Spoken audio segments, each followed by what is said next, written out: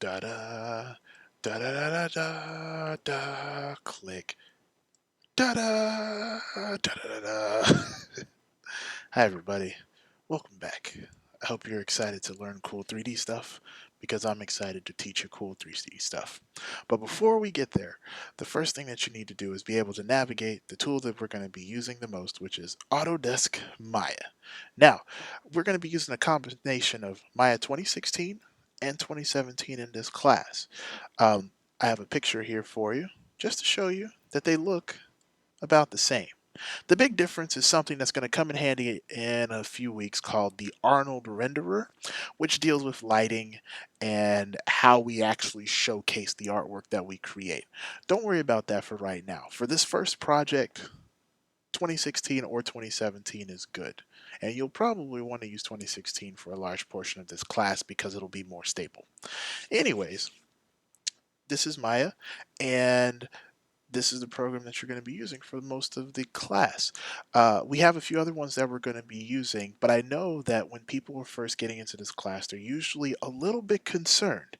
They look at all these buttons and they come and they ask usually this question: look at all these buttons, so many buttons. What do I do with these buttons? I don't know what to click. What do I click? Curves, surfaces, modeling. Why is it when I click this, I see so many things? Help me! Help me! First thing I say is calm down, everything will be okay. Now, the easiest way to describe Maya is to compare it to um, a collection of encyclopedias or Wikipedia. Wikipedia has a smack ton of information, but it's made in such a way that it directs you to the things that you want most of all. So if you know how to get access to what you want, it becomes easier to use.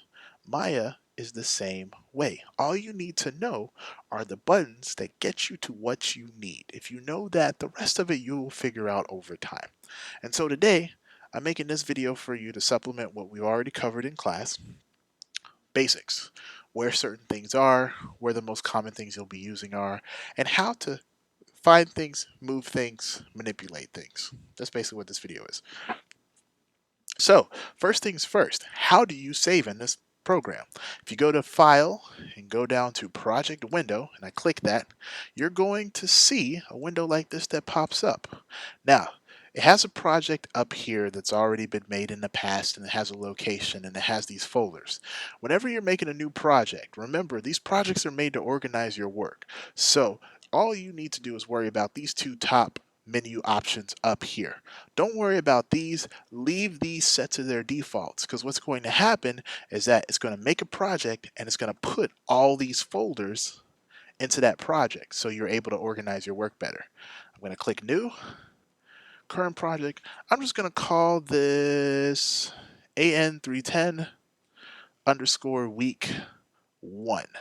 That way I know that this is the first week of the class. This is what we're working on.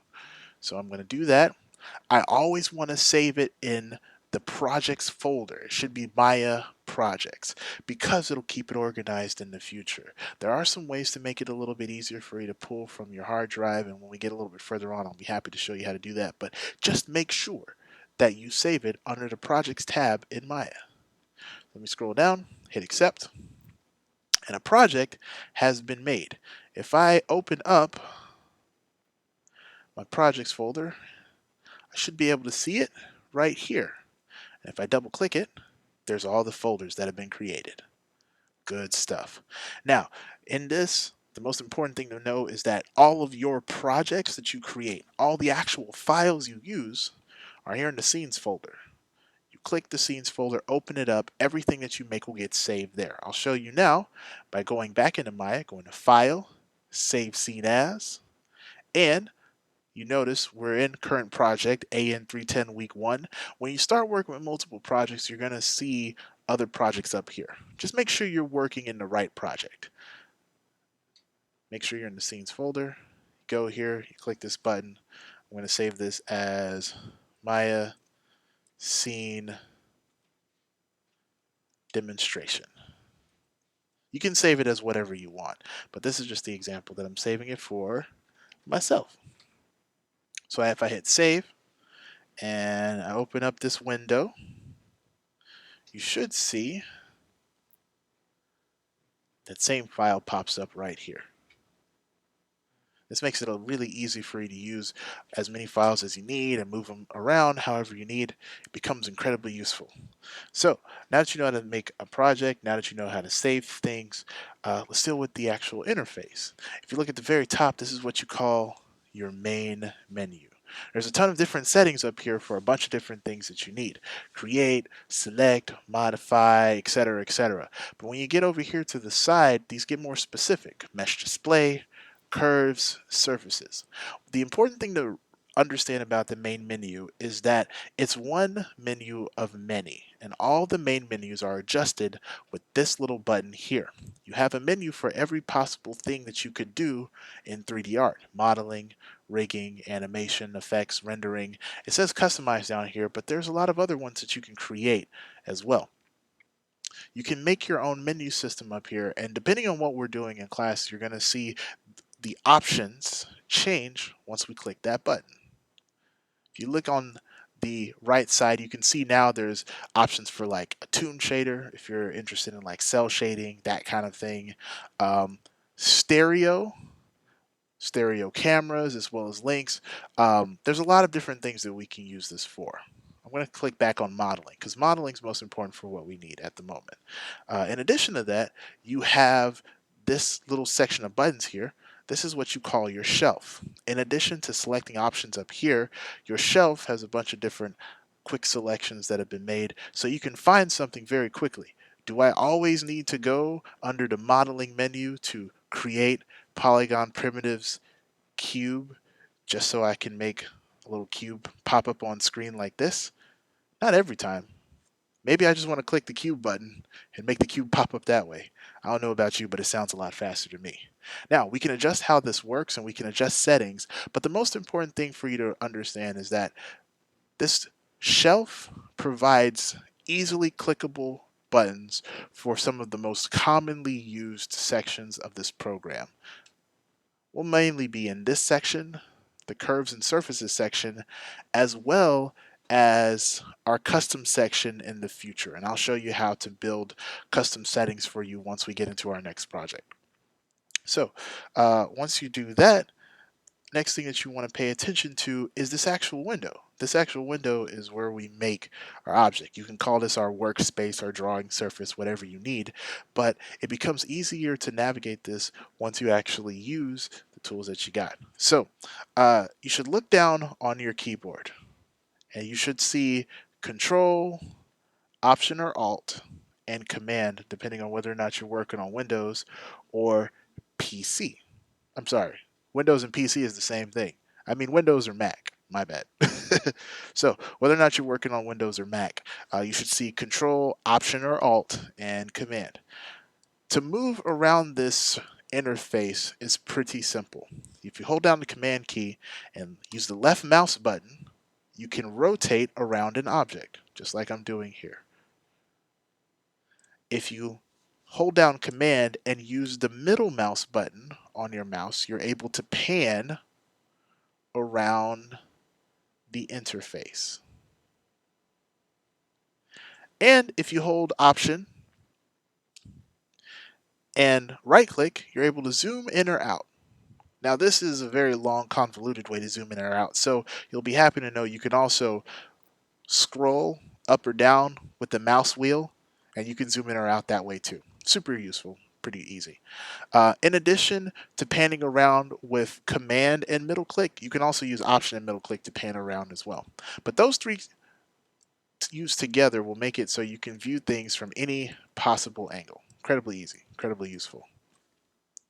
In addition to that, you're able to make objects and manipulate them as well. And that's what these tools are over here. This is your mighty toolbar. And your toolbar gives you some very easily obtainable and manipulatable tools just for messing around with objects that you create. So as an example, let's say I have this giant cube that I created here. If you notice, just clicking on it, I have some options that pop up. These options have popped up, what look like arrows, because of the setting that I clicked. Now, I'm going to bring this up just so you can see it. I know that the move tool and the rotate tool and the scale tool here look a little different than what you see in Maya 2016 and 2017, but they're in the same place. I'm going to show you which ones are which here. So first things first, if you hit the Q key at the very top of your keyboard, you can grab your selection tool. This is just for clicking on stuff and not clicking on other things. Select, deselect, do what you need with it. If you hold down Shift when you click things, you can click multiple objects at once. You can also click and drag to make a box to select multiple things, and click and drag again if you want to unclick and click off of certain other objects. Now, the W key is for your move tool. Now, to use these tools here, you have to click on an object first. And depending on the tool you press, the manipulators, which are these little red, blue, and if you click off of this green, objects will actually appear based on what you need it to do. The move tool lets you move an object in space on screen. It becomes really easy for you to move something and position it into place so you're able to get things to work the way that you need, just like so. If you hit the E key instead, this will switch to your rotate tool. Move tool is here. Hit the E key, rotate tool is here.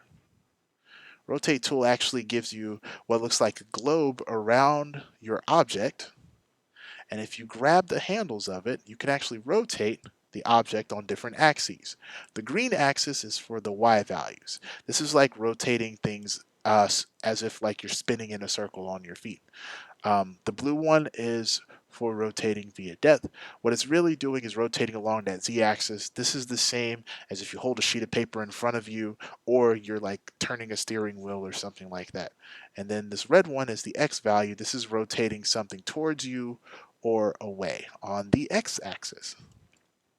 If you're not necessarily sure of like the naming conventions and stuff, the most important thing to remember for right now is that you can use these little handlebars to rotate it in a bunch of different ways. The blue one actually lets you rotate it in all 3 dimensions at once. Believe it or not, this is useful, but not as useful as you think. You're mainly going to want to control things more by using the specific axes that are right here. This serves as a really useful tool for you. Now, like I said before, W key, move, E key, rotate, R key, scale. Scale is incredibly useful in 3D.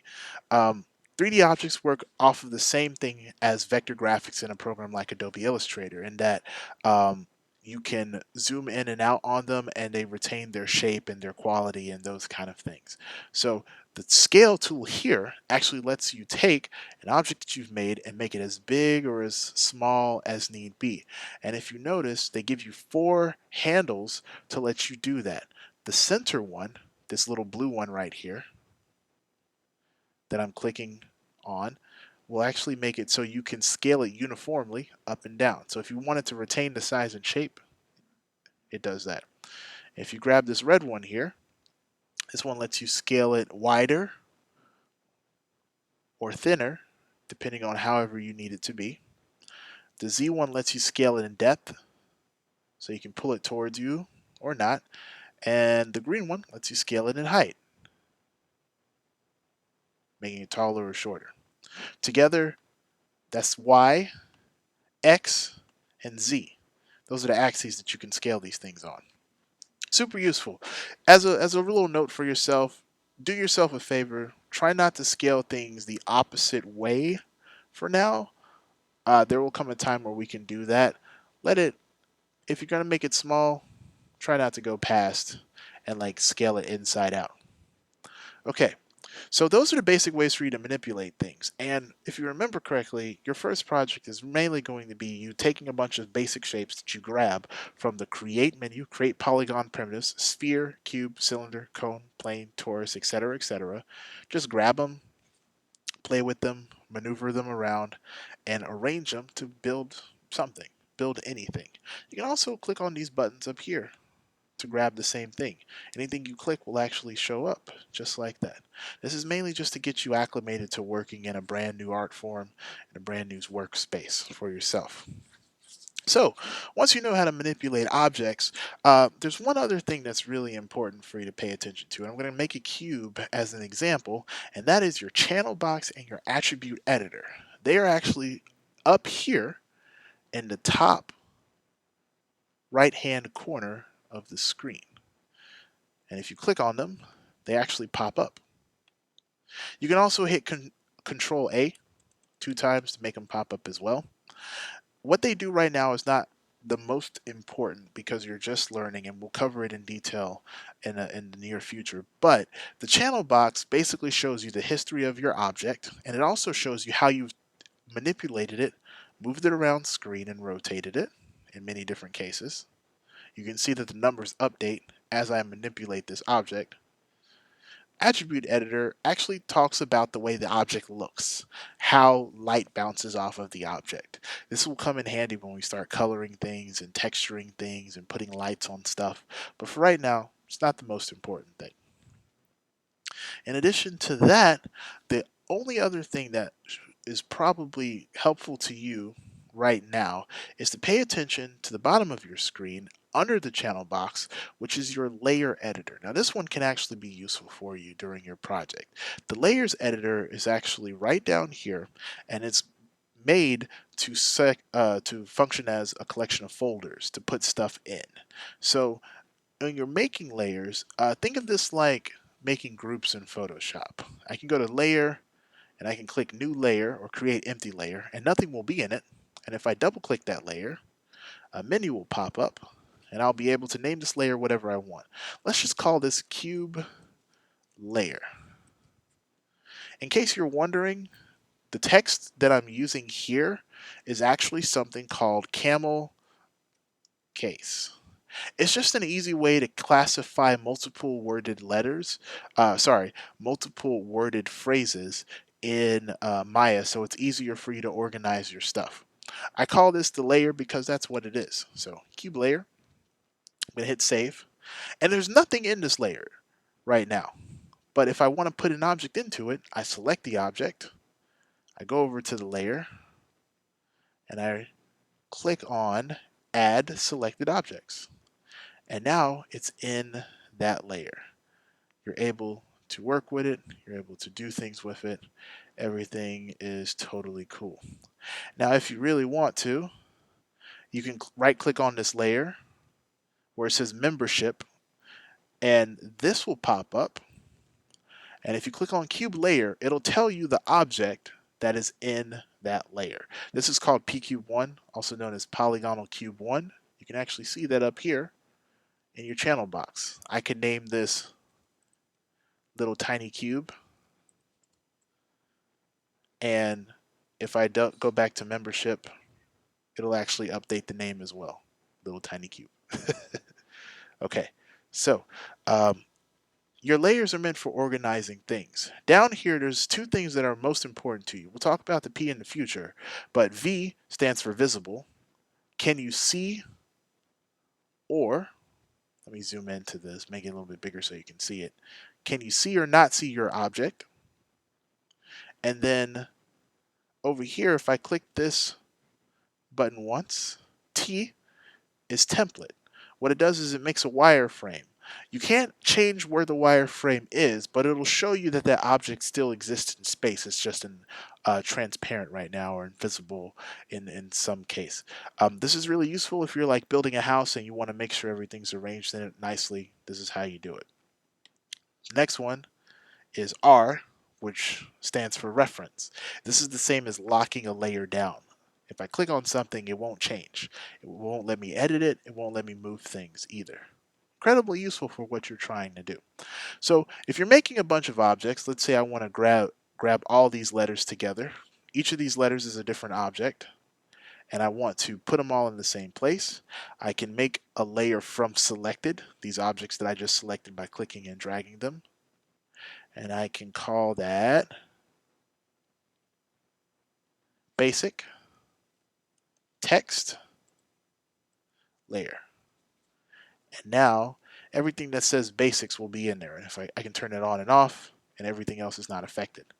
If I want to take something out of the layer, let's say I just want to take these three out of it, I can click them go back to this layer, right click the layer, and go to where it says remove selected objects, and it'll take them out. So next time I turn it off, it won't remove those.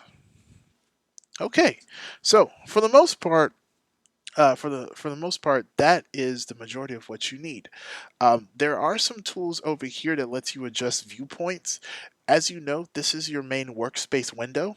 If you tap the space bar once, it'll bring up multiple windows. So you're able to look at an object from multiple viewpoints. You can look down here and it'll show you each window shows it from a different angle. This one shows it in perspective. This one shows the object from the top, from the front, and from the side. If you ever want to go back to that window, put your mouse over the window that you want to look at. Click one time so you're inside the window. You can see this little gray bar pop up around it, and then hit the space bar and it'll put you back where you are. This is the same as clicking this button over here. You can click these buttons on the side to switch your views. This view is for your outliner. This is to organize all of your objects, something that we'll talk about on Wednesday, which is really useful. And then this one is for your hypergraph, something important for animation.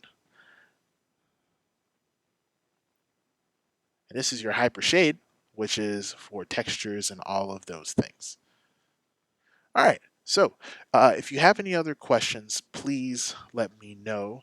If there's anything that you need, please email me. This is the majority of what you need to focus on for right now. I do know that there is one question that does come up sometime, and I believe at this point, by the time you see this video, I will have covered this in class, but I will save it as I'll show it real quick just in case anybody is curious. Let's say that you have a hard drive and you're trying to save your work to your hard drive, but when you go up to File and Save Scene As, you can never find your hard drive up here. That's okay. You want to switch the way Maya shows windows for saving things. There's one button that you'll need to click, but it's inside a couple menus. So please look at what I'm about to do. If you go to Windows, Settings and Preferences, right here, and click that, it'll bring up all the settings for Maya. The setting you're looking for is under Files and Projects. Maya kind of tries to keep things named exactly what they are because looking at a sea of information can be confusing if you're not sure where you're trying to look. So if I go to File and Projects, at the very bottom of this window, it will show you File Dialog. What this means is, what do you want the window that you save stuff in to look like? What do you want that window to look like? It's set to Maya default, which is this black window that you see here with the white text and everything. But if you want it to look like the window that you normally use to save stuff, like on your Windows computer or your Mac computer for every other program, click OS Native. That stands for Operating System Native. What that will do, if I hit Save and go up here to File and Save Scene As, it'll change that saving window to what you're more commonly used to seeing. And if you have a hard drive or something, it'll easily pop up here. You can use either one to save your work. It really doesn't matter. All you need to know is that your files type are still down here and you can navigate this any way that you see fit. All right, that's basically everything. If you have any questions, please let me know. There are 100,000 things that we can cover in here, and this video is about 24-25 minutes long, but I just wanted to make sure that you understood the basics and you had something that you could refer to at home just in case you have questions. It should be at this point easy for you to make objects and move them around and be able to do stuff. If you have any additional questions or you have anything that you want to learn or anything else that you want to know, please let me know.